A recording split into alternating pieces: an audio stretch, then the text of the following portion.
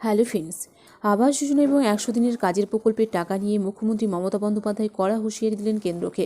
আর 60 দিন দেখব, 7 দিনের সময়সীমা বেঁধে দিলেন কেন্দ্রকে।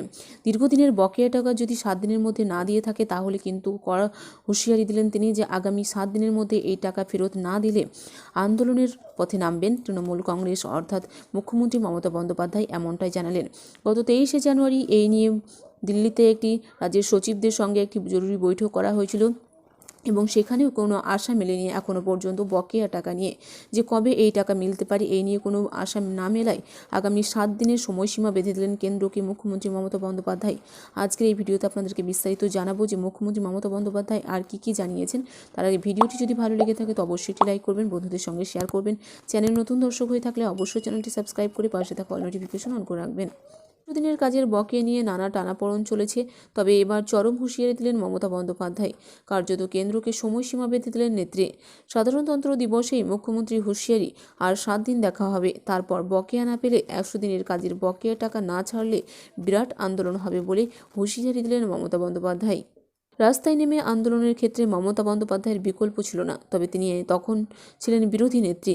এখন তিনি মুখ্যমন্ত্রী, তবে রাজ্যের মুখ্যমন্ত্রী হিসাবে তিনি কেন্দ্রকে কার্যত সময়সীমা বেঁধে দিলেন।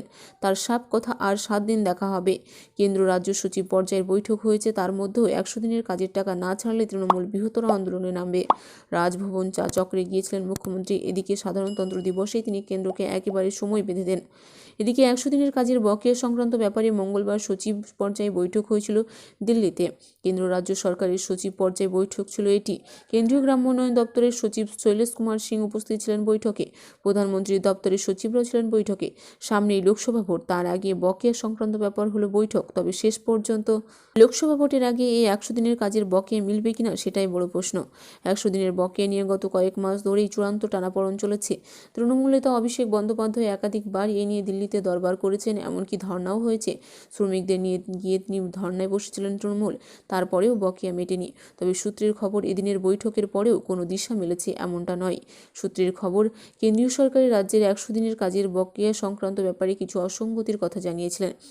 সেই নিরিখে রাজ্য সরকার কি কাজ করেছে সেটা তুলে ধরা হয় দিল্লির ওই বৈঠকে। তবে এবার এলো খোদ মুখ্যমন্ত্রীর হুঁশিয়ারি। এদিকে 100 দিনের কাজের প্রচুর হিসেবের গরমিল রয়েছে বলে বারবারই অভিযোগ ওঠে। তবে শাসক দলের তরফ থেকে দাবি করা হয় গ্রামের গরিব মানুষের প্রাপ্য টাকা কেন্দ্র দিচ্ছে না, এটা মানা যায় না। তবে সামনেই লোকসভা ভোট, তার আগেই 100 দিনের কাজের বকেয়া পাওনা ইস্যুতে ফের সুর চড়াতে শুরু করলো তৃণমূল সরকার।